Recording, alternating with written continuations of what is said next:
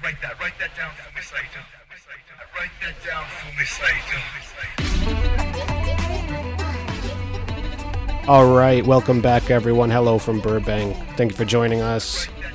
It's another episode of Write That Down. I'm Justin Nipper. I'm an editor at Fight Game Media. I write for WrestlingObserver.com. I work for Pro Wrestling Noah and Cyberfight, and I'm back with Japan's leading pro wrestling author, pro wrestling sociologist, possibly the first ever, Japan's leading pro wrestling historian, broadcast journalist, and so much more, Mr. Fumi Saito. And on this week's episode, this week was a fun episode because we got to talk about the Mecca of pro wrestling in Japan. We got to talk about Korakuen Hall in Tokyo. Every big wrestling show, every big wrestling company puts on their big shows at Korakuen Hall. And it's not just a mecca for pro wrestling in Japan, it's also a kind of mecca for boxing in Japan as well. We talked about the history, the different locations or versions of Korakuen Hall throughout the years. We talked about Fumi's first experience at the venue, and so much more. I hope you enjoyed this episode as much as I do, or did. So, if you haven't already, please subscribe to the Fight Game Media podcast feed. It's on Spotify, Apple, Stitcher, Downcast, wherever you listen to your podcast. If you subscribe, if you leave a review, all that stuff helps Fight Game Media, and it would be very much appreciated. So, without further ado, let's talk about Korakuen Hall.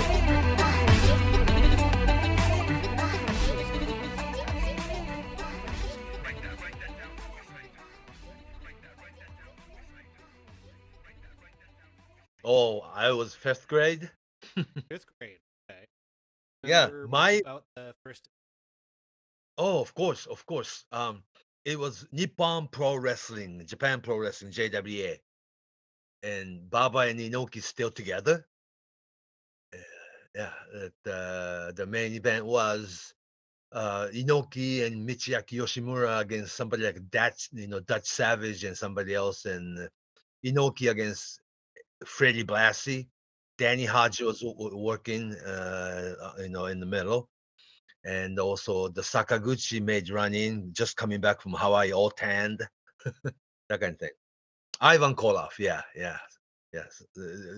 That was and also wrestlers, it was walking around after your match, kind of old fashioned, when the wrestlers, got wrestled and put a t-shirt on, start walking around, with soda pop in your hand. Yeah, my very first live wrestling, of course, was at the Korakuen Hall. And it was in the same location it is now? Yeah, exact same location, exact same place. Actually, I think it looked the same. And balconies and what do you call those little step-looking thing? It's a seating, but the bleachers? Bleachers are the same, exact same. North, south, east, and west. Yeah. When you walk in, so south, that seating.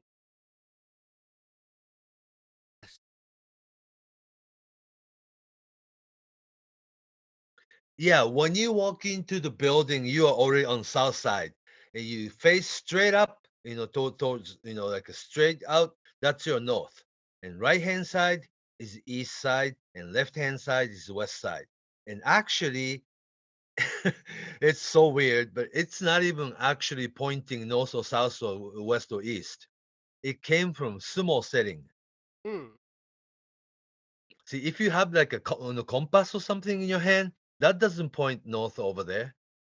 It's a building structure. When you walk in, you're already on south, and your straight forward up there is your north. Right hand side is east, and left hand side is west. Much like how Sumo Palace was built. So it doesn't matter. It's actually not facing north or south, in geographic area, but the building is such that the north side, south side, west side, and also it's actually it's not for not just wrestling. It's multi-purpose event hall that sometimes in wrestling west side and the in wrestling setting you have west side and the east side, right?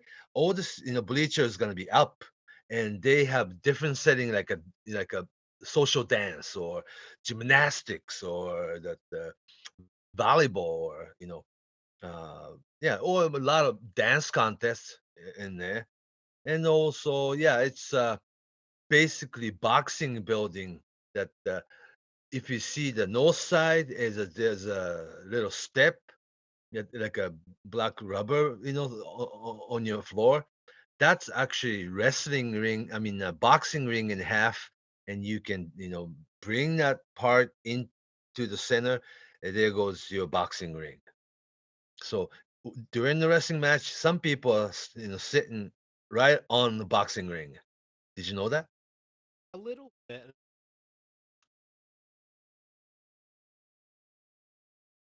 At Korakuen, okay, right. But And if you also, go it's a there, you go yeah, there. So you're wrestling. You'll always right up. an old boxing championship belt in the window. Yeah. Oh, and all kinds posters. And actually, Korakuen Hall being used 400 events a year, over 400 events a year. Some You only have 365 days, right? right twice a day. Yeah. How can you have 400 shows? Every Saturdays and Sundays they have noon shows and night shows. Noon shows and night shows. And within the 400 shows, 400 events at Korakuen Hall every year, about 170 to 180 shows of wrestling. Big part for Now wrestling. they call it wrestling is big part of it, but other things are just as important for the building. They have all the boxing, the domestic boxing. Oh, they even have world title match at the Korakuen now, but the boxing shows, kickboxing shows, uh, amateur boxing shows, uh, yeah, a lot of other things. Like a Oh, they do that, yeah. Yeah, sure. MMA shows. And smaller. also they used also that the Korakuen Hall, that same buildings, that same floor, they're used for like a TV show studio for Shoten and yeah, that kind of like your talk show, like your old Johnny Carson show kind of set up. Yeah. And yeah, they use that. And so 400 dates are booked out of 350, 365 days. So every Saturdays and Sundays, there's like two shows. And so it's always there. And the whole complex, if you remember the JR Suidobashi station, Yes. Yes. yeah, you get off there, you start walking over the bridge, right? Mm-hmm. And walk under this little marquee sign. Now it says Tokyo Dome City. The whole complex is called Tokyo Dome City. There's a yellow building right hand to you. There's like a bowling alley and the roller skate thing. And during the winter, they used to have ice skate palace too. And left hand side, you have the Denny's restaurant, the 7-Elevens, and arcade games to bookstore. Oh, they don't have bookstores anymore, but then Used to there's a have that. restaurant. The bookstore would Oh, there's always a lot of have wrestling books. right in front wrestling magazines, Hmm. wrestling books, and there I believe this has gone to the Ebisu pub. That's still there. Yeah. I believe I thought I But could have I thought I heard that it closed, but it was right next to it. It was a kind of a restaurant and part of the beer. where bookstore was at, it turned into arcade game room. Oh, okay, yeah. And there's already Yeah, another but arcade in Tokyo too. yeah, of course, I'll get to that because Mhm. right now Tokyo Dome has you have baseball Tokyo Dome, right? And there's a Prism Hall that that's another multi purpose, hall. And there's your Tokyo Dome City Hall, like the theater that holds like 4,000 people. People run wrestling there. Inoki's IGF and all that. They run wrestling there, but smaller theater called Tokyo Dome City Hall. When you say City Hall, it's not where you get your driver's license or anything like that. It's Tokyo. The name is tricky. Tokyo Dome City Hall. This is the building, and also shopping mall to your amusement park. Now they call it Tokyo Dome City Attractions. That's your amusement park and shopping mall, the food court, the restaurant, the yeah, all kinds of things, and Tokyo Dome Hotel, of course, right? Mhm. And the place where you buy horse racing ticket too. Not That's the right. actual horse. Yeah, not the actual horse racing, but they broadcast every single horse race around the country, and you can actually buy your horse racing ticket right there with inside the Tokyo Dome complex. And then you have a building and for your uh restaurants and sauna, like a sauna and spa, and yeah, there's all kinds of things in this within Tokyo Dome City, they call it, entire place. The amusement park has been around since 60s. Yeah, let's go back. Okay, it's really confusing sometimes because where Tokyo Dome is at, it used to be there's a little bit front of it, but the Korakuen Stadium, outdoor baseball stadium before Tokyo Dome, home of Giants, Mhm. Korakuen Kyujo, Korakuen Stadium, where 1957 Ricky Dawson against Lou Thesz match, held 30,000 people. Yeah. Then actually, this Korakuen Hall that we're talking about today as a Mecca of pro wrestling, this is second location. There was a building called Korakuen Gymnasium, of course. Korakuen Gym, the corner of Sotobori Dori and Haksan Dori. Sounds so foreign to you guys. The listeners out there, I'm sorry. There was another location called Korakuen Gym. That's like east side of the station, across the street. That's where KFC's at right now. Oh, okay. Yeah, you see, McDonald's in one side, and walk across the street. There's a Kentucky Fried Chicken, KFC, right? Mhm. That's where the original Korakuen Gymnasium was at. Mm, Yeah, okay. it opened in 1958. Pretty long history, huh? Do you remember early this year? This Korakuen Hall had 60th year anniversary show. That's right. Early this year.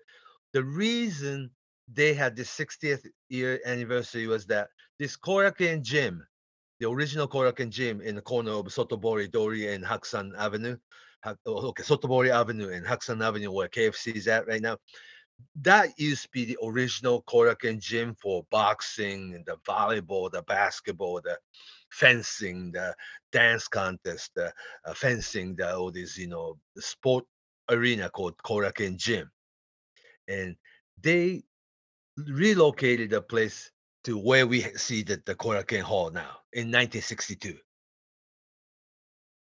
But none of the wrestling company had wrestling show at this Korakuen Hall until 1966, November 25th of 1966 to be exact. Nippon Pro Wrestling JWA. Yeah, the building existed since 1962. Okay, Korakuen Hall as it is today. Same building. Oh, they remodeled and repainted and all these things. And this Korakuen building used to be blue building. You walk over the bridge and go under the marquee, and you see yellow building right hand side for roller skate and other things, bowling alley and all. Over the bridge, you see that the blue building. That's where Korakuen Hall is at. Now it's painted again for brown something, but we used to call it blue building. For a long time, the first floor was Korakuen Cinema, movie theater. Yeah, that not the latest movie, but if you remember, you have to be old to know this. I'm sorry. Uh, they used to have like a double feature for semi new film like 6 months later. Sure. Yeah, there would be double. Yeah, You could see two movies. two movies. Yeah, it's like a Jaws and Exorcist together. you know, Sure, sure. yeah, something like that. Like a Star Wars and Towering Inferno together or something. Hmm. Yeah. So they were doing this the first floor of Korakuen Hall today. Now they have what the TGIF. Thank God it's Friday. Right. Yep. Yeah. Yeah, Fridays. That yeah, that's the first floor, right? That's where Korakuen Cinema was at. Until I was Oh, in high school. Yeah, like until like 81, 82. I used to go there just to sit, and then kill time for a couple hours, to watch semi-old movies. But it's the perfect time to do so. People don't go to movies that way anymore. It's all cinema complex that you have to buy ticket on the on the internet, and you know where you were sitting and all that. But there was like a second run movie theaters, right, way back when, that they had the Korakuen cinema. Then there's upstairs was another bowling alley, like 62 lanes, and billiard, like I was playing pool. On the entire floor was a playing pool thing, and then there was a sauna. If you remember Korakuen Hall, you go into the elevator and push five, right? of course, fifth floor. Broken Hall Yeah, is on the fifth and floor. This. yeah, but actually that starts like a third, fourth, and fifth of the Hmm. building. Hmm. Yeah, but the structure is such that your audience will have to go all the way up to fifth floor to get in the front. But the building, like part of third floor and fourth floor and sixth floor, that's Korakuen Hall. Yeah, no, but it's because it's a you know it's, it's arena that holds 1,700 people. 1,700 people doesn't sound that big, but when you go to Korakuen, it looks like a perfect size for wrestling, huh? Yeah, yeah, and I've heard that the capacity is 1,700, but I, I've heard both sides of the stories. I've heard when companies reported a sellout, but they only had 13, 1,400 people, and I've Yeah, heard of yeah. shows having more than 2,000 people packed in. You Oh, could. when I was kid, they used to announce 3,000 people. There's no way because That's not the possible. no, that's not possible. And the number they tell fire marshal is sometimes 1,500 capacity. So it varies. But the person who actually had the seating, like to sell tickets and whole the layout of it, that the 1,700 is about the right number. That sounds. Yeah, but That's a when it's packed house. packed, that's packed house. Yeah. Anyhow, that this Korakuen Hall relocated from the original Korakuen Gym from the corner of Sotobori Avenue and Hakusan Avenue into this complex. That it was 1964, April of 1962. I'm sorry, 1962. The reason they did not have any wrestling until 1966, like 4 years later, there was another place in Tokyo called Ricky Palace. Ricky Dozan had his own wrestling place. Remember? Mm-hmm. In Shibuya. Yeah, I mean, once upon a time, Ricky Palace, Ricky Dozan's dream arena for wrestling and restaurant and dojo and a sauna and spa and whole, theater thing, like a round, dome shaped building. It was in Shibuya, no longer there. But it was Ricky Palace that it was a center of professional wrestling. Okay. Was that the And venue that he had it built from the ground up? yeah, yeah. I've seen pictures of him walking around the site when it was being built. You ever see Yeah, those? it took Yeah. like a 3 years in making, and it was first type of its kind. And Ricky Dawson designed Ricky Palace after um, Civic Auditorium in Honolulu or something like that. Hmm. Yeah, yeah. So anyhow, that to make long story short, but our stories are always long. I'm sorry. Ricky Dawson opened Ricky Palace in 1961. Okay, and he passed away in December 63, right? Right. So they actually used Ricky Palace for about 3 years, and it went bankrupt at 1966. And when Ricky Dozan was around, business was good. And just as soon as he passed, it was run by your Yoshino Sato, the Taiyo Nobori, the Kokichi Endo, and Michiaki Yoshimura, the four wrestlers, direct protege of Ricky Dozan's, four guys. Kokichi Endo came from judo background. Taiyo Nobori and Yoshino Sato came from direct protege of Ricky Dozan, came from sumo and professional wrestling. And Michiaki Yoshimura from college sumo from Osaka. But those four guys were like a direct guys underneath Ricky Dozan. They took over the business right after Ricky Dozan passed away. But 3 years later, in 1966, they couldn't afford the building anymore. They sold it. Yeah. So now that building, remained the same until till mid 70s as Empire, Empire, the arena, something like that, and that existed. But no more Ricky Palace. It went down. 1966. That's when they moved the wrestling to Korakuen Hall. Mhm. Yeah, 66. 66. 66. And oh God, it's such a monopoly mentality mindset kind of thing. Japan Pro Wrestling, Nippon Pro Wrestling blocked everybody from using it, using Korakuen Hall.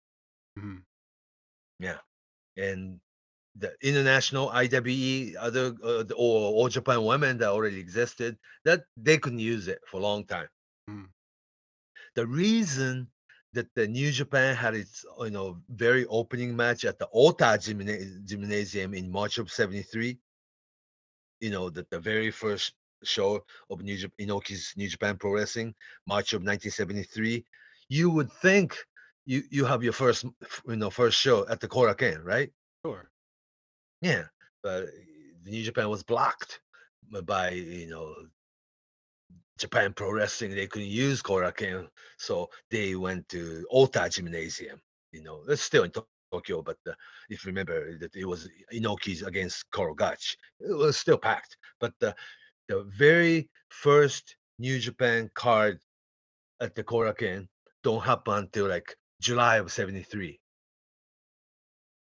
And All Japan Women's very first card was also summer of 1973. You know why? Spring of 1973, Japan Pro Wrestling, JWA, Nippon Pro Wrestling finally went down. Nice. I mean, for good. Yeah, for good. So it's always kind of political, huh? Because this is Suidobashi, and right next to your Korakuen Stadium, the home of Yomiuri Giants, and the whole complex is like you are having, wrestling card right in the middle of your, I don't know, Disneyland or something like that, right? Yeah. Yeah, I guess or there are Universal Studio. just some parallels, I guess, if you wanted to think about the Western wrestling history. WWF had Madison Square Garden, and CMLL Yeah, always had exclusive for decades and Arena decades. Mexico. That's the style, isn't it? That was the style of promoting that a lot of these Yeah, but places. that's so against free enterprise, though.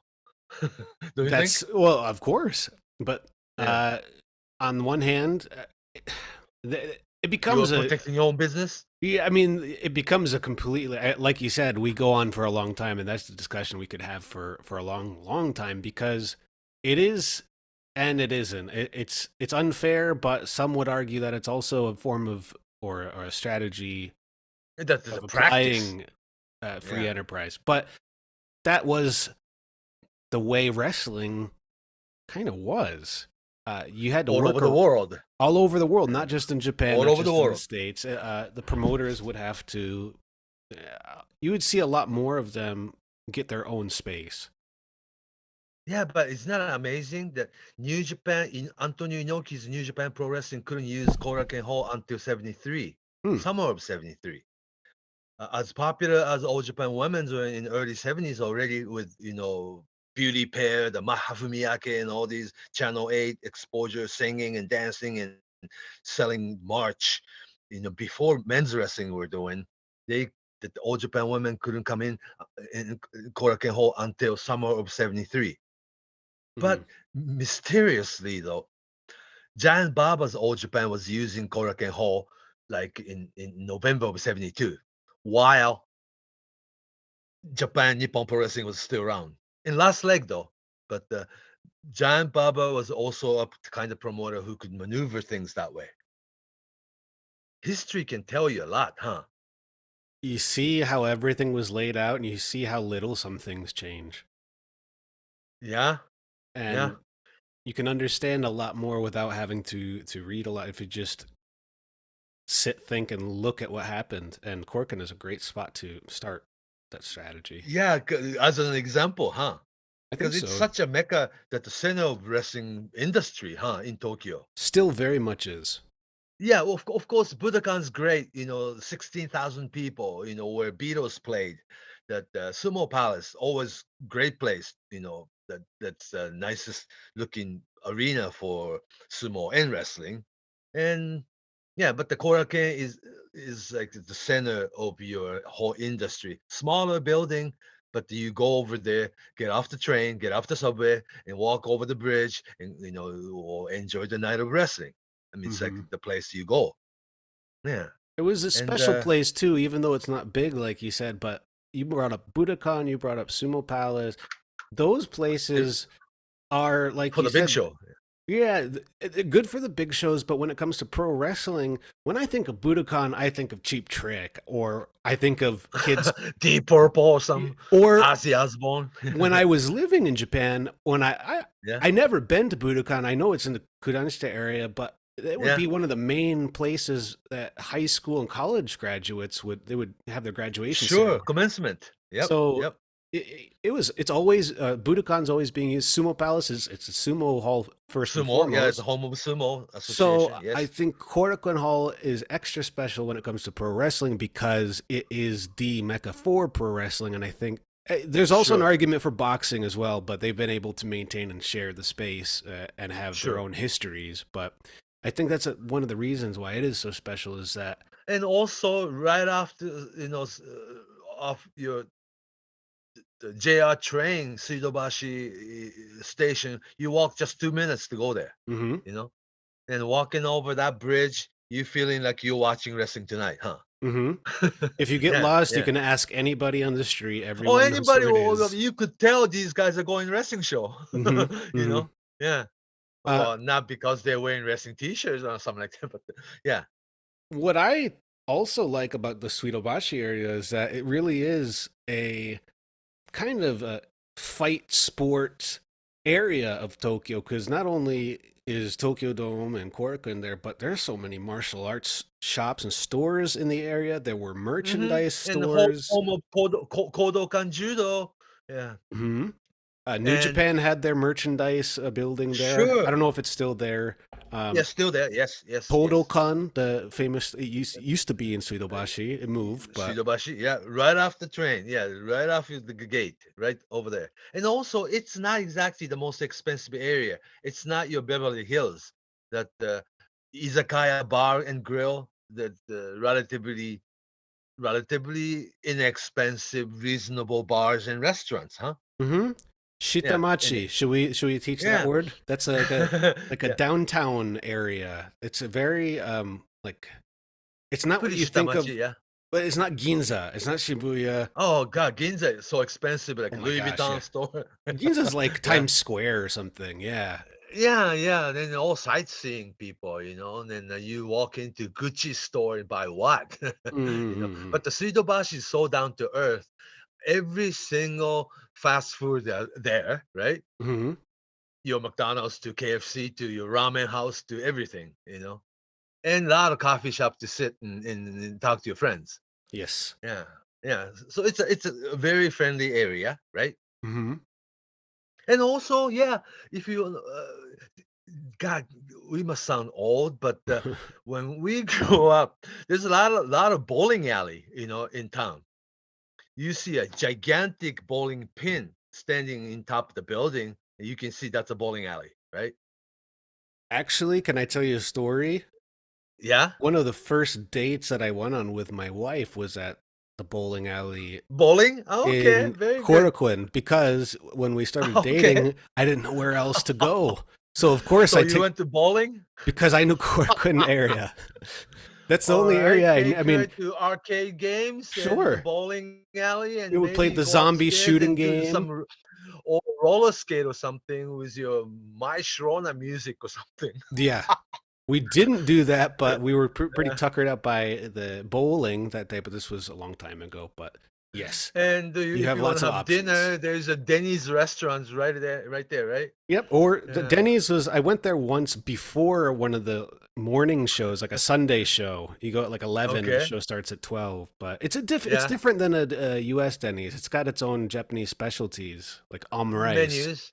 Yeah, but the idea is the same. You can Yeah. stay there for a long time. Keep Yeah. drinking your coffee, keep refilling your coffee, not ordering another thing. And these Yeah. days, if you are a regular at Korakuen Show, you realize that there are lots of places that are conducive to this post event behavior where you want to go somewhere with your friends and stay for a long time. So, Talk about izakaya, wrestling show talk about we just watched. wrestling. These days, a lot of these restaurants, especially the chains, have the tablet. They just leave at the table and you just order what you Yeah, want when you need order it. from there. Yeah. And depending on if it's a big show, if you go to like Wrestle Kingdom or something, and then you go to a restaurant afterwards, every other table you're going to hear discussions about the matches you just saw. Yeah, the wrestling you just watched. Mm-hmm. And it Mm-hmm. happens at the Tokyo Dome Hotel second floor, like a Sizzler restaurant now Mm-hmm. too. Yeah, exactly. So that's a Korakuen. They still have bowling alley. They still have roller skate. They still have the arcade games and 7-Elevens you can go to. And yeah, let's talk about wrestling.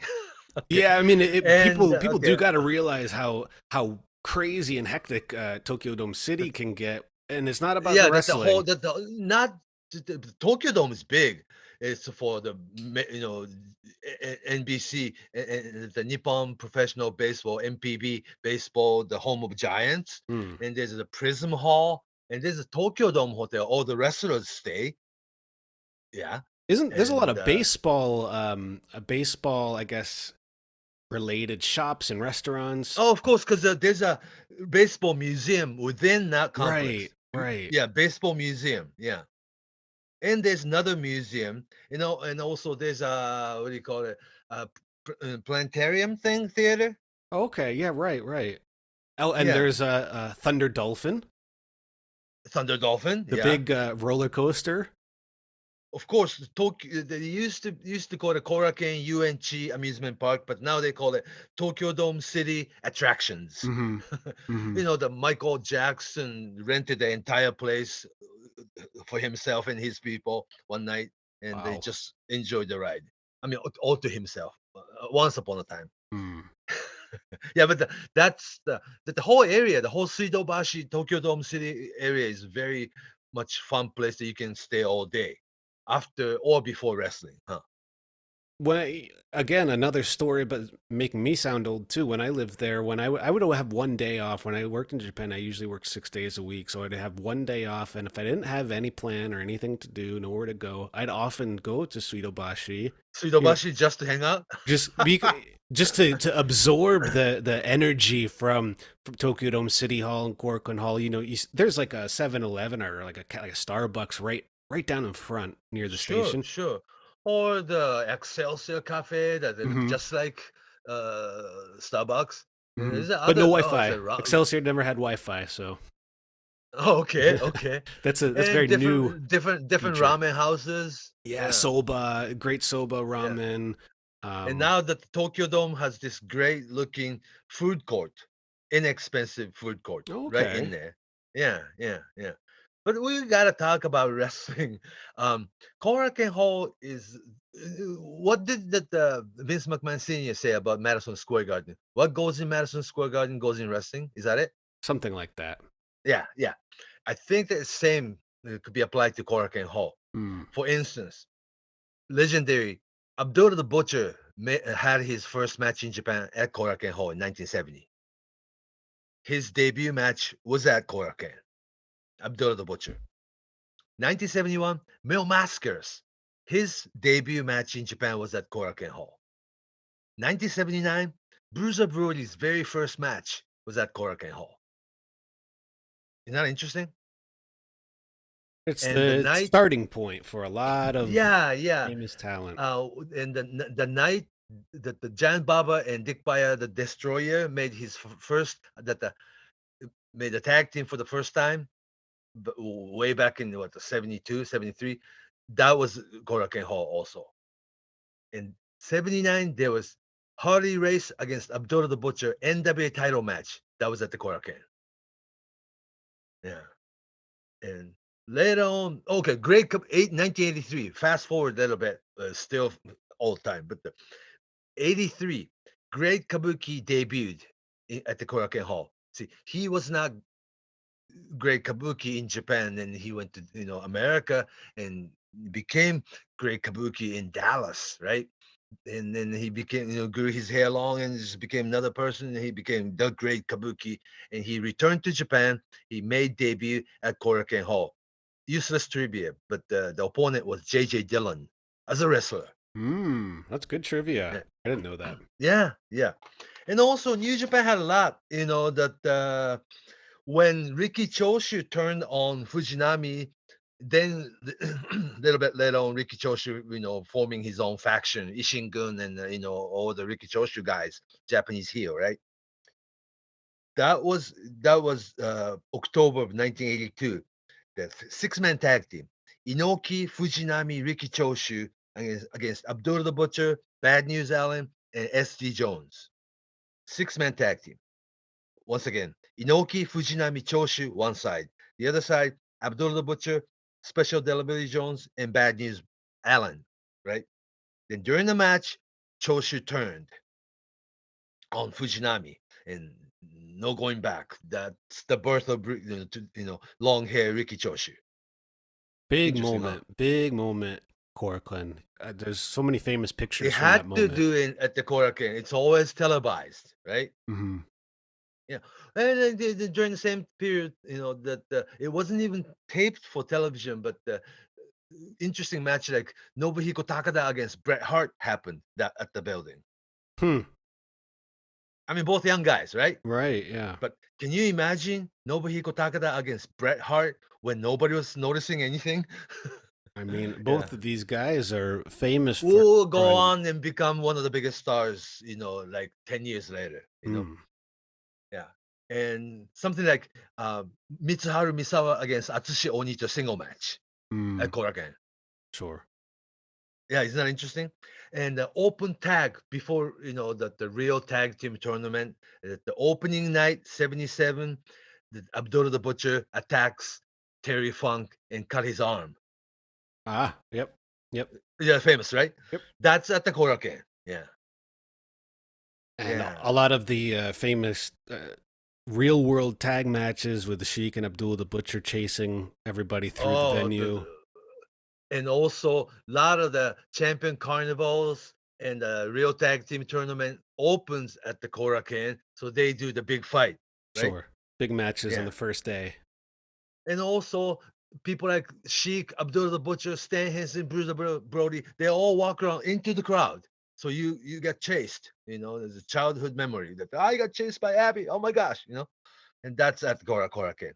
And also West Side sign. Do you know that the big says Nishi with kanji, with this, like a metal, little plate that they fight outside the ring and go into the West sign and pound head on, onto that, and then the Abdullah the Butcher's blood stay on the West Side, sign. This is almost like it's almost like you have to kiss the Blarney Stone and touch that. It's in the Yeah, bleacher area, right? It's on the and it west says side West. um, bleacher area, but not the main bleacher area. And Yeah, often, there's a butcher's blood on it. yeah, There's a Brody's blood on it. And Onita's blood on it, and Tommy Dreamer came and touched the plate, and yeah, I have a great very, picture of uh, the Stardom show when we went to see that a couple years ago. you took a picture in Hazuki, front of that sign. Hazuki, and Hanakimura. Yeah. Yeah. Hmm. Okay, very good. And also, there was a tag team match, summer of '81, that changed Tenryu's career overnight. International tag team title match at July of '81.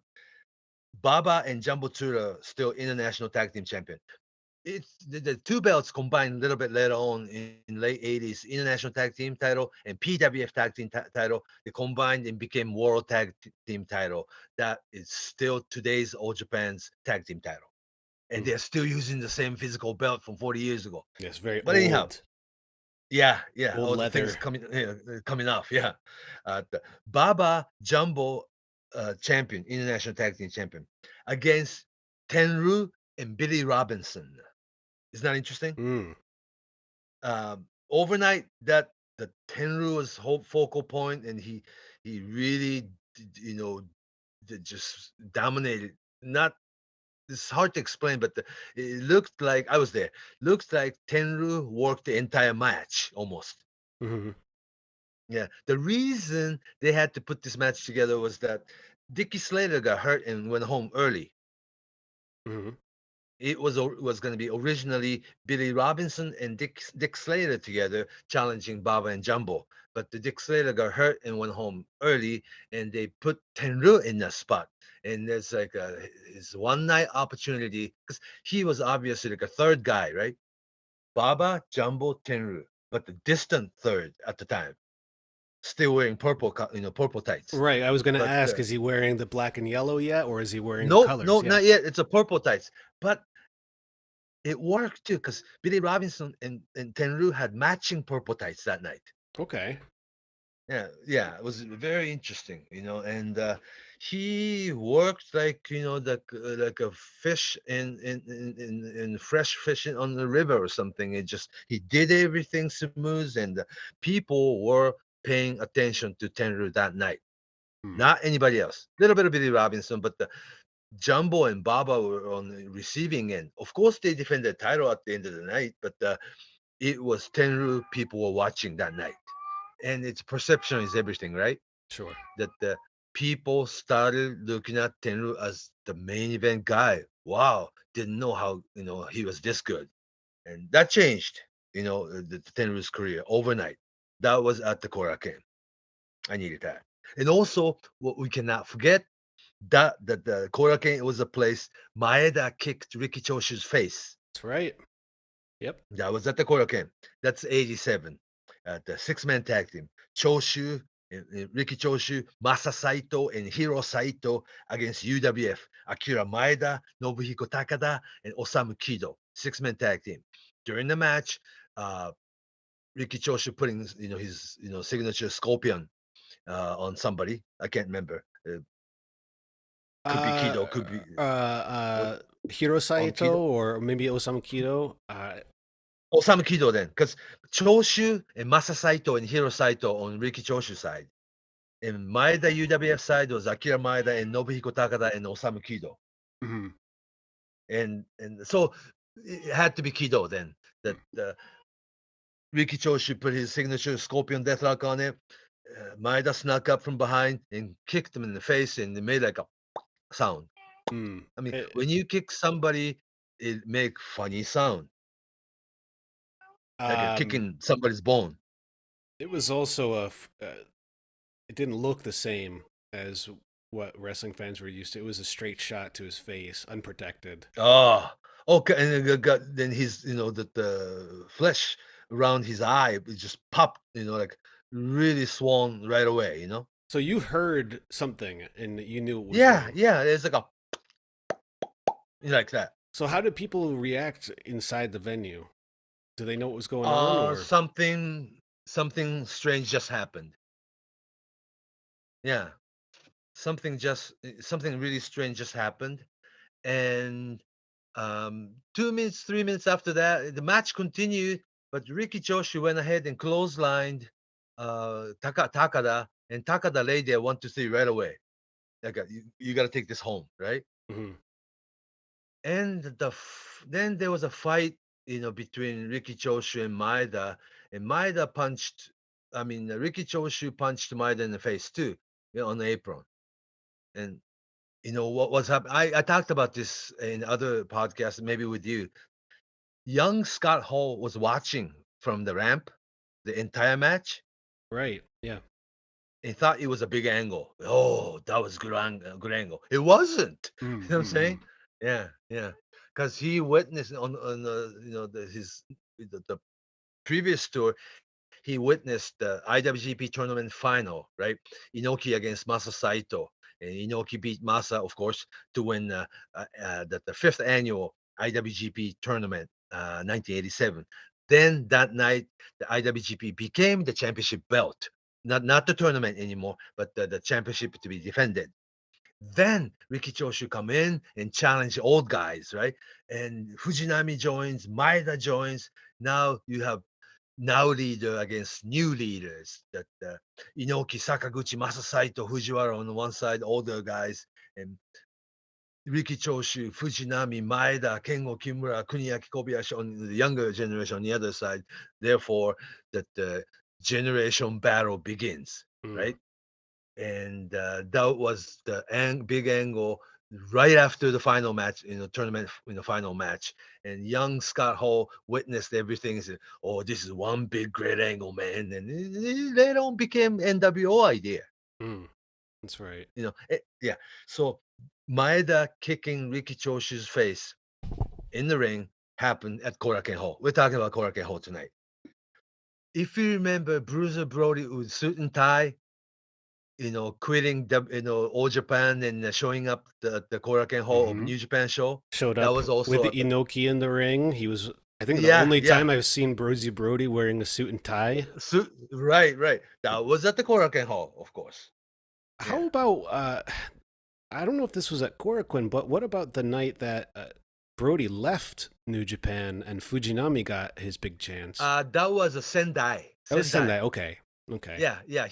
They got off bullet train on their way to Sendai and took the another bullet train going back to Tokyo. Yeah, that was in Sendai. Yeah, not the Korakuen Hall. See, they usually open big tour at Korakuen, but the final night is somewhere big, like a bigger building. Usually, Yeah. and even still today, you see that pattern with promotions like New Japan and Noah and even All Japan. And Stardom. Stardom will have their big shows there. Yeah, yeah. It's like a Madison Square Garden or it's where you got to go. Oh, I don't know, Dallas Sportatorium or something. I don't know. Yeah, Right. Yeah. yeah, something like that. And I'll continue with this Maeda kicking Ricky Choshu's face. It was November 19th, 1987. Okay, November 19th, 1987. That happened. Very shocking night, right? Mm. Just 3 nights later, 1987, November 22nd, 3 nights later, right? Mm. All Japan ran the show. The opening of tag team tournament. Stan Hansen, Terry Gordy against Bruiser Brody and Jimmy Snuka. Hmm. That was just about the only time Stan Hansen Brody a match against each other in Japanese ring. Mm. Only 3 nights later, you just saw something really shocking for New Japan show. Very same building 3 nights later that they had the Stan Hansen Terry Gordy against Bruiser Brody's the Jimmy Snuka. Different world, huh? Mm. Completely. Yeah. Yeah. And I was there both nights, and it's the same building. And some audience overlaps, but the New Japan audience, like a loyal New Japan audience to very loyal All Japan audience. The atmosphere is different, very different. Same building, no, but the ring looks different. The music's different. Lighting's even different. And but it's same Korakuen Hall. So it was like 3 nights later. I was both places. Like you almost get casual because you go there so much. Sure. But it was like, wow, this is like the same place. This Maeda, the UWF style Maeda just kicked Ricky Choshu's face, and it was really strange. And 3 nights later, very American style, Giant Baba's atmosphere. That the first encounter ever for Stan Hansen against, it's a tag team match, but the Stan Hansen against Bruiser Brody, and everybody remember this whole sequence that as soon as they get in the ring, do the big shoulder block to each other, and crisscross running up, both guys coming off the rope. That Bruiser Brody give a big giant boot that stands and ducks, then comes back with his lariat. Bruiser Brody ducks, and the double shoulder block again, and both guys roll out the ring. It's like, you know what I'm saying? Yeah, and what you brought up, I mean, that and what happened with Maida and Choshu, that all happened in the same week. But that's one of the special things about Korakuen is over the years, it would become this house to all different kinds of styles of pro wrestling. And as we said, that was 87. So 89, 90 is when we started seeing more of the hardcore deathmatch promotions popping up. And we saw lots of, we saw people using Yes, Korakuen in a and different way. FMW FMW, also sure. used, Onita's FMW got big at the Korakuen. Yeah, used Korakuen as their home too. Yes. And from his matches with Aoyagi, Yeah, that happened. Yeah. that was, I If it remember. wasn't for that karate guy Aoyagi, that there had never been FMW. Yeah, Mhm. right. I mean, there used to be people that would jump off those balconies, and some Like would Matsunaga. Matsunaga, Junkasai, Yeah. Oh, okay. Kyoko That's Kimura. Yeah, I did that once. Yeah. Oh wow. But Um, they can't use the balcony like that anymore. right, and they can't light each other on Against the fire anymore. building regulation. Yeah, I Yeah, remember there that's was too- one dangerous situation. I think it was Shadow WX, or was it him, or Okay, Shadow Double X. Okay, like a Big Japan. Big Japan. There was an issue. There's an incident with fire, Oh, because it's a fight. I mean, you actually using flame in the ring. and it got out of control, and it became way too dangerous. So I think that's when they stopped And doing that. also, you have to notify the fire department if you're using fire, right, in that Right, building. right. And I don't think the flame itself is not allowed in that ring. I mean, Mm, not at the entire building. Interesting. Yeah. yes. And I did some homework. I did some homework. Which Japanese superstar actually debuted at Korakuen Hall? Okay. Jumbo Tsuda, after spending 7, 8 months in Amarillo, Texas, and I'm sure he had about 100 matches in under his belt. But the official Japanese in-ring debut against Moose Moralski, okay? Jumbo debuted in at the Korakuen October of 73. It was his very first match in Japan. Jumbo Tsuda. Onita's very first 17-year-old Atsushi Onita debuted at Korakuen too, back in 74 against Akio Sato. He was 17. 18-year-old Satoru Sayama, years before Tiger Mask, he debuted at Korakuen. Keiichi Yamada, years before Jushin Thunder Liger run, he debuted at Korakuen, 84. Kensuke Sasaki, he debuted at Korakuen, 86. Kenta Kobashi, December of 87. Kenta Kobashi debuted at Korakuen Hall. It was the younger guys, like a 12-man battle royal. Not a single match situation, but interesting enough that the Kobashi debuted at Korakuen during the battle royal. So a lot of promising talent, like future superstars. I think that the promoter or Baba or Inoki or somebody who's running the show, they make sure that these future superstars get the first look at the Korakuen. Isn't that interesting? Mm. It's almost like a rite of passage. You have to somehow make your way through there. Yeah, because you are, you know, working in front of the smartest audience ever. Hmm. Yeah, And yeah. and you know, Educated audience. educated, but also depending on the company. In my experience, now this would be for the smaller indie companies, but some of these companies would have a handful of really hardcore fans, usually Like males a and very loyal ones you talk loyal about. ones, but they've been loyal, you know, in their 40s, 50s, 60s, and they like to sit up in the balcony. And Mm, those guys, especially at like a big Japan show, they would be really funny, but also very harsh on some of the wrestlers as well. yeah, yeah, like a being like a wrestling critic, huh? Yeah, Yeah. or being It was like that when I was growing up too, like when I was in high school, that the by general admission ticket, right? You don't mhm, have seating. mhm, General admission ticket. All the guys going up to this balcony just to stand and watch from above. mhm. They were like today's website guys, Yeah, wrestling yeah. website guys. Way back when it was the fanzine, if you know Mhm. today's audience probably don't know the word fanzine.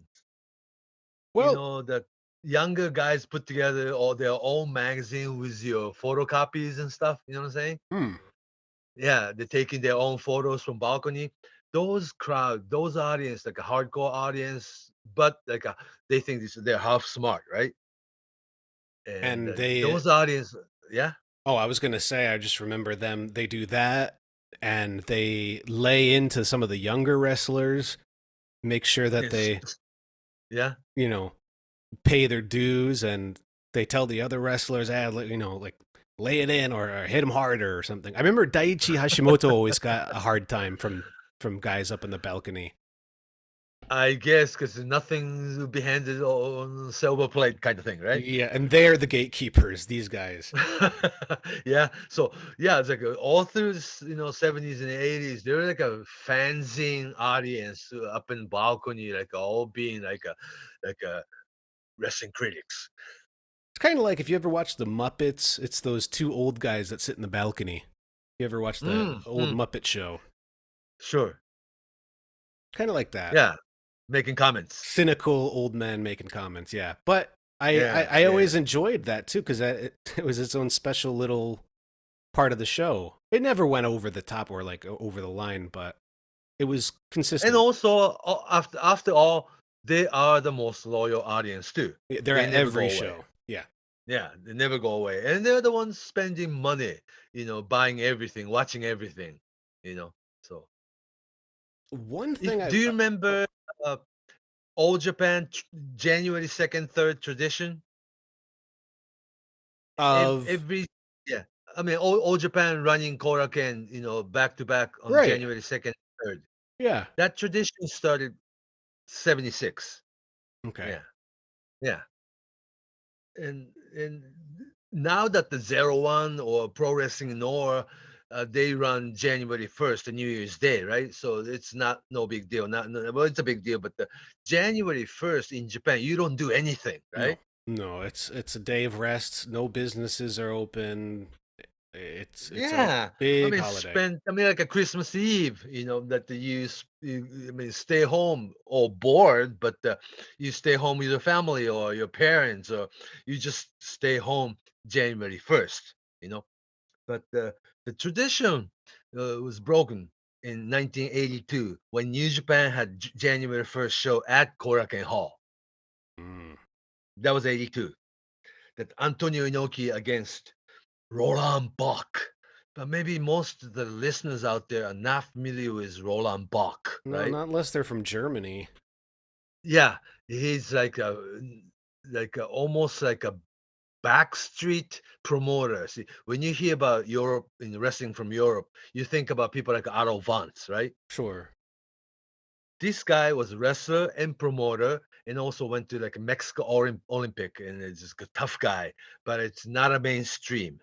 And the Inoki toured Europe under the Roland Bach's promoters. His running his show, and Roland Bach beat Inoki in Stuttgart in West Germany. Then West Germany.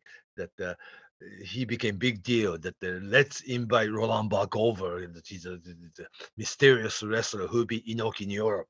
Anyhow, they finally had single match against Inoki in Japan, January 1st, 1982. Triple feature: Inoki against Roland Bach, Fujinami, now heavyweight, against Bob Backlund, WWF title match. And guaranteed great match, Tiger Mask against Dynamite Kid. Wow. Triple feature. I mean, that's a great card for that time, right? Absolutely. Yeah, that was, and also Korogachi against Fujiwara exhibition. Wow. Yeah, and actually, historically, that was like the one of the very last match Korogachi actually had. Yeah, and then what the almost 60-year-old Korogachi actually had perfect German suplex and beat then not so well known Fujiwara. That tape exists somewhere. Yeah. And also, I can't forget, Stan Hansen against young Hulk Hogan only happened when you hear about the Stan Hansen against Hulk Hogan. That will go all the way to 1990s Tokyo Dome Wrestling Summit, right? Mm-hmm. But the very first Stan Hansen Hulk Hogan match happened at the Korakuen, non-televised. Interesting, huh? There's a lot of matches that happened either non-televised or they were taped, but the channels that own it never released it or only played it once. Right. A lot of hidden matches. It was Hulk Hogan's very first tour to Japan. It was like May of 1981. Hulk Hogan is becoming more of a star with the experience with like a series of Japan tour and just getting to become main event guy. And he was basically under Stan Hansen's wing. It was Stan Hansen, Hulk Hogan was tag team partner for a while. And Stan Hansen against Hulk Hogan happened at Korakuen Hall. That Stan Hansen won count out. Didn't even pin him. Taken care, huh? I mean, being taken care. Korakuen was where the big. Yeah, I guess they tested it. Right, like you have to do it. You have to do this in front of the actual audience, and Korakuen should be like a perfect place to how people react to certain things. Because, like you were talking about, they're the most educated of the wrestling fans in the area. I mean, you can't test the same big ideas out in Gifu or something. Unfortunately, right. I mean, not a knock to way the out city, in but countryside with no information or no serious fans, or And there are serious fans everywhere. But at the Korakuen, you'd be watched by eyes. Mm-hmm. Yeah. And that's where all the journalists were, and that's where all the photographers were. Right. Yeah, photographers were and journalists were. Yes. Yeah. The TV stations were there. Right. Yeah. TV people and the ones who's not writing that match, they're still there. You know what I'm saying? Mm-hmm. Yeah. So Stan Hansen, Hulk Hogan single match, non-televised match happened at the Korakuen, and bootleg tape actually exists of that match. I bet. The more and more videos pop up as years go on. When there's YouTube, Daily Motion, there's they're there. But this Hulk Hogan Stan Hansen first match ever at the 1981 situation was handheld by somebody. Right. You know what I'm saying? From like a tape from the audience, somebody really like taped a camcorder, it, Yeah, like your home video type. But now it's on YouTube somewhere. It's not weird. I mean, it's been 40 years, and you can still watch this match, and it's actually like very interesting how they do things with each other. I mean, like testing things, and how Hogan was like a working babyface type, and Stan being total heel, and the psychology was there.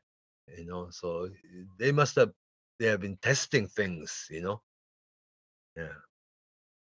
So that I need to I needed to bring that up.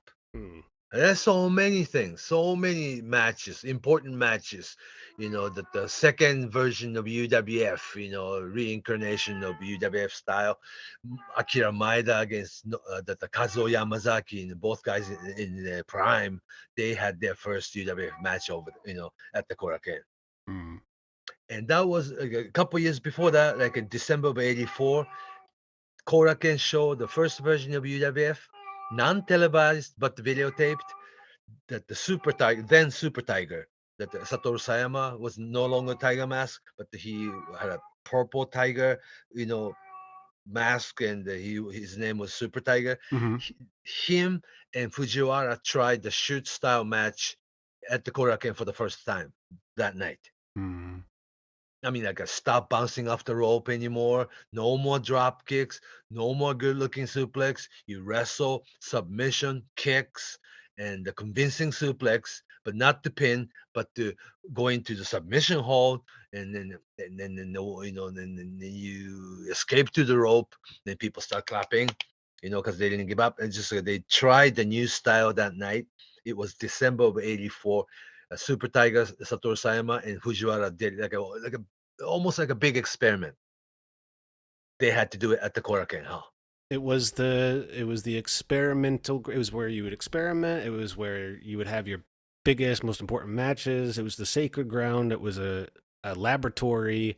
And we got to mention also that I think some of that special age of All Japan women came through Korakuen as well. And like every other weekend, Sunday noon show, it was packed. And also during the Crash Girls era, that Chigusa Nagayo and Lioness Asuka, that was completely different crowd. The teenage girls, Sure.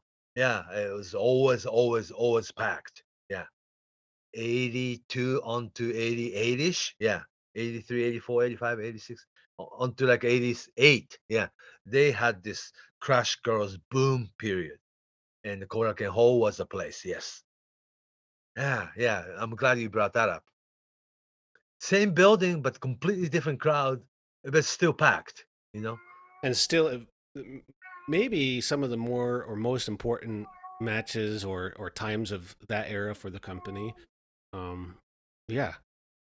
1990 shoot boxing, kickboxing fight between Medusa and Aja Kong. Sure. That was at the Korakuen too.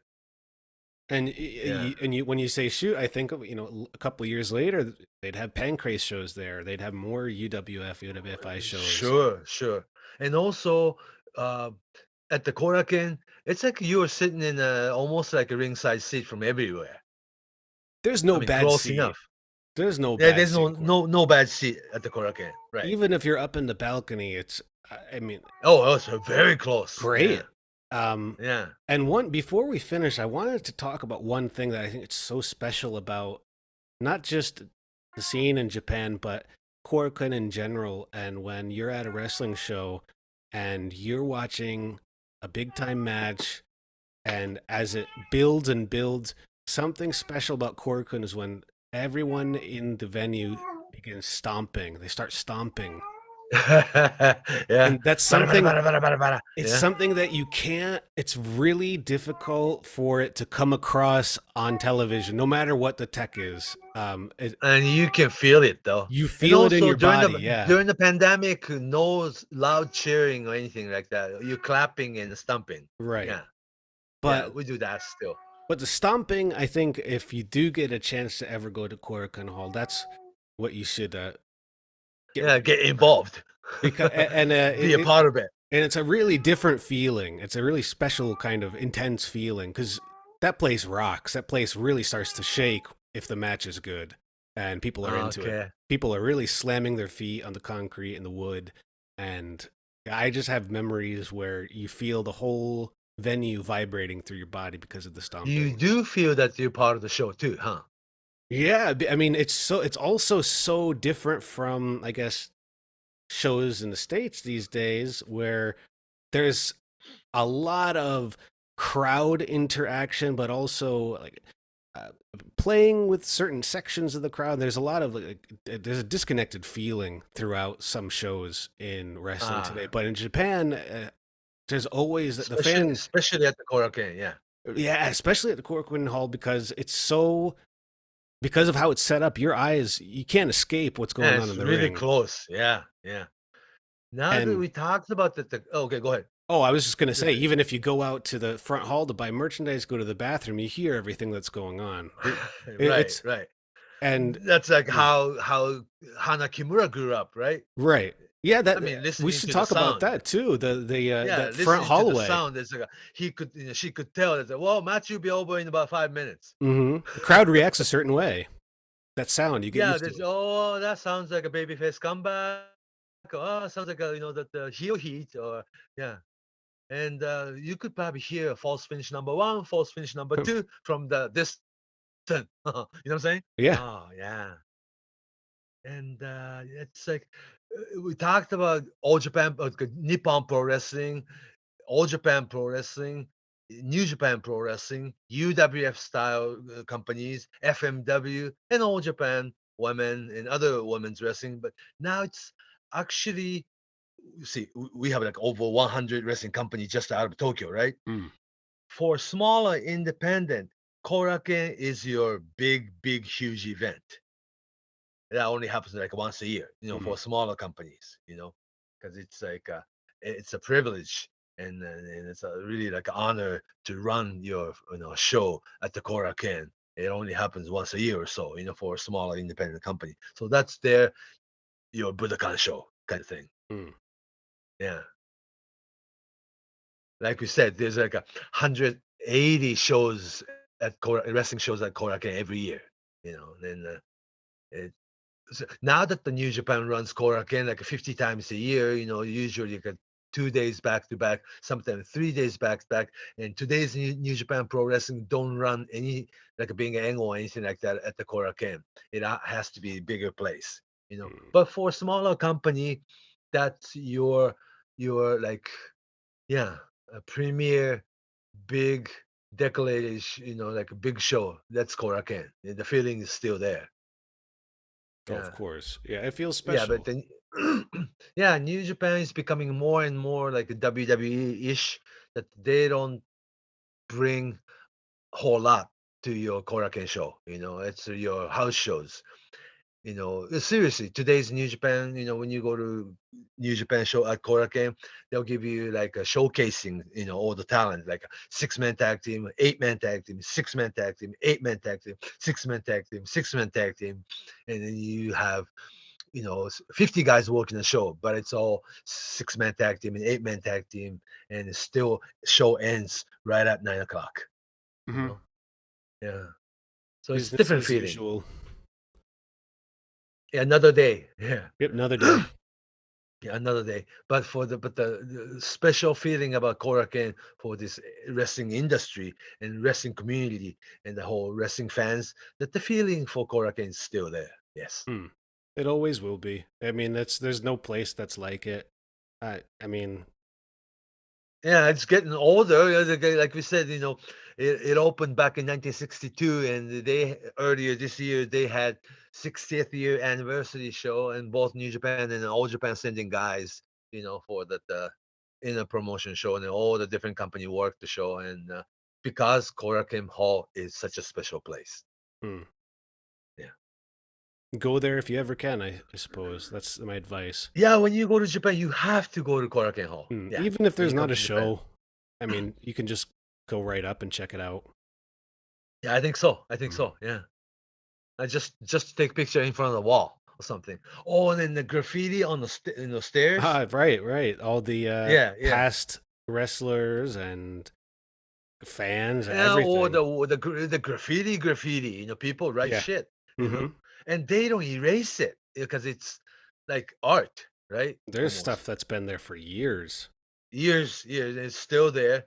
And then just talk about different era and sometimes bad, sometimes good because it's kind of like your internet bad mouthing kind of thread sometimes. Sure. So it's interesting to read all those old graffiti, but they don't erase it for some reason because it's historical, huh? Piece of history. So yeah, so if you don't take elevators, make sure you walk, just walk through this big stairs all the way to fifth floor, read all the graffitis on the wall. That's also part of the show almost. Yeah. And I mean, there's a good chance you'll get stuck in that area too, because that Yeah. that staircase and front hallway, depending on the company and when you get there, it can be packed like you're on a subway. I mean, you can't really move. You have Yeah, to right. go with Yeah, the it's flow. dangerous during the pandemic. Hmm. Yeah, but I usually take stairs. Yeah, Yeah, yeah. the stairs are fine. It takes you right out to where that bridge that we talked about Mm-hmm. is, and Yeah, easy yeah, to get around. Easy to get yeah, around. yeah. And it's a Korakuen Hall. Now that they have TGIF on the floor, in the first floor, but I always remember Korakuen movie theater and the second floor, big Chinese restaurant, Hmm. and right in front of the elevator, teenage Ultimo Dragon was doing all the flips and dives, and before he was wrestler, to showing off to other kids what he can do. That was teenage Ultimo Dragon doing it. Oh my gosh, yeah. It's like where you go to get discovered, I guess. You got to go to Korakuen. It's like the Hollywood letters. I guess, yeah, It's yeah. if you So want to make it. lots of memories, yeah, lots of memories for me too. Hmm. I think Yeah, everyone and has a then very distinct history with their own experiences at Korakuen. Korakuen Hall, and you do remember that was my first match, first card, Of first show course. at the Korakuen Hall. I Hmm. was 17 or I was 15 or when I came to Tokyo for college, I was finally able to go to Korakuen Hall. You know what I'm saying? Mm-hmm. Yeah. Hmm. So Wrestling that's the friendly city, Suidobashi. Suidobashi. Yeah. Yeah. So hope that we gave our listeners pretty good idea of what Korakuen Hall is and its history and what it means to wrestling fans and the wrestling industry itself. I hope so. I guess if Yeah. anybody has a plan to go there this winter and you still have questions after this show or anything related to Korakuen Hall, where can Yeah, it's great to go to Wrestle Kingdom at the Tokyo Dome, but the Korakuen Hall is still right next door. Mm-hmm. And if you're And there, while New Japan's having Wrestle Kingdom, Pro Wrestling Noah will be having Korakuen show too, right at the same time. All Japan will Yeah. probably run a show. It'll be busy. The next morning. Yeah, very much so. Oh, all through end of December into January, because there's some shows or two shows sometimes every Mm, day at the Korakuen. that's right. Same as during Golden Week too in the springtime. The Korakuen will Right, usually right, be right. filled with Oh, shows. yeah, every night. Some wrestling. Yeah. Mm. So if we have questions or we want to talk to you about it, where can we reach you online, Fumi-san? On Twitter at Fumihiko Dayo, Fumihiko Fumihiko Dayo, or just Fumisaito on Facebook. And on Twitter, I'm at Justin M. Nipper, Knipper. And that is it for now. That's Korakuen Hall. Until next time, Fumi, take it away. So long from Tokyo.